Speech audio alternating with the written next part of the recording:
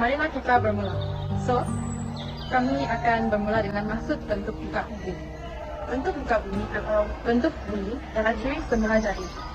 Bukan sebuah bumi atau jasad planet lain.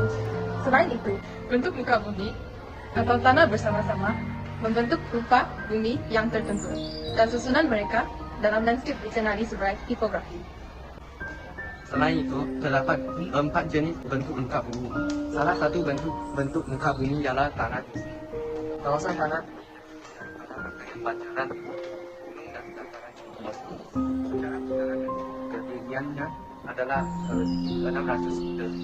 Seterusnya, tinggi laut juga merupakan salah satu muka bumi. Malaysia mempunyai tinggi laut yang panjang dan kira-kira 4.800 km. Tanah juga adalah kawasan yang rendah dan ketinggian tidak melebihi 180 meter dari aras laut. Akhirnya, saliran juga merupakan salah satu bentuk muka bumi. Saliran di Malaysia merujuk kepada sungai dan tasik. Kebanyakan sungai bersumber dari kawasan kadahan hujan di tanah tinggi. Aktiviti ekonomi pertanian mengikut bentuk muka bumi. Kawasan tanah tinggi mempunyai suhu yang rendah. Oleh sebab itu, manusia dapat melakukan ekonomi pertanian di kawasan tinggi. Antara aktiviti pertanian yang dilakukan ialah pelancongan. Kawasan tanah tinggi mempunyai pemandangan yang menarik dan suhu yang nyaman. Sebagai contoh, Gunung Kinabalu merupakan tanah tinggi yang terkenal di Sabah disebabkan pelancongan. Selain itu, aktiviti pertanian yang lain seperti tanaman hawaan sederhana, contohnya sayur-sayuran, bunga-bungaan, dan buah-buahan boleh dilakukan. Akhir sekali, jangan kuasa hidroelektrik di kawasan tinggi yang menerima hujan yang banyak. Di Malaysia, banyak kawasan tanah tinggi seperti Cameron Highlands, Russell Hill, Bukit Larut, dan Bukit Bendera merupakan kepentingan kawasan tanah tinggi untuk pelancongan. Hal ini kerana kawasan tanah tinggi mempunyai pemandangan yang menarik, suhu yang nyaman, dan sesuai untuk pelancongan. Selain itu, tanah tinggi juga merupakan kawasan kepentingan untuk tanaman hawa sederhana seperti sayur-sayuran, bunga-bungaan, dan buah-buahan. Dan akhir sekali, kawasan tanah tinggi menerima hujan yang banyak sesuai untuk pencanaan kuasa hidroelektrik.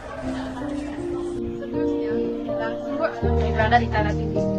Sumber alam yang pertama ialah suhu yang sederhana yang menarik pelancong untuk datang ke Malaysia.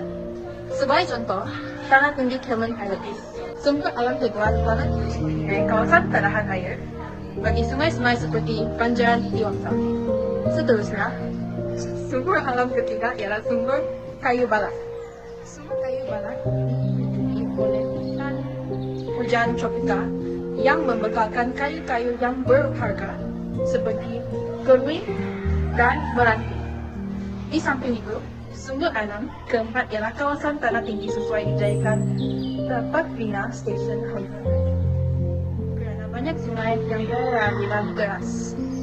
Akhir sekali, sumber alam yang terakhir ialah tanah tinggi yang membawa iklim yang sederhana, mengalahkan penanaman tanaman hawa sederhana. Isu dan cabaran alam sekitar tanah tinggi. Menurut internet, terdapat beberapa isu dan cabaran penting alam sekitar di tanah tinggi. Antara isu alam sekitar di tanah tinggi ialah masalah pembuangan sisa pekerja dan sampah di kawasan tanah tinggi. Isu ini juga dikatakan semakin serius kerana sampah serap daripada kawasan pelancongan yang dibuang oleh pelancong dan pengunjung juga harus diberikan perhatian awal sebelum hujan kritikal seperti pelancongan di kawasan dunia pantai dan destinasi pelancongan yang lain. Selain itu, sektor pertanian telah dikenal sebagai salah satu punca kepada kemerosotan kualiti hasil tanah di kawasan tanah tinggi, yaitu melalui penggunaan pajak, racun perusak, dan amalan pertanian yang tidak sistematik. Tidak hanya itu, seterusnya ialah bagaimana tanah tinggi terbentuk. Tanah tinggi terbentuk dari gunung lipat tua. Proses lipatan terjadi apabila gerak bumi menerima kuasa himpatan. Oleh itu, himpatan ini menyebabkan gerak bumi berlipat. Pada keseluruhannya yang dapat kami pelajari daripada penyelidikan PBL, yaitu Project Based Learning. Geografi ialah kami dapat mengetahui bagaimana tanah tinggi terbentuk di Malaysia. Selain itu, kami juga dapat mengenal pasti aktiviti ekonomi pertanian di kawasan tanah tinggi. Seterusnya, kami sekumpulan dapat mengenali tentang sumber alam semula jadi yang terdapat di kawasan tanah tinggi seperti iklim yang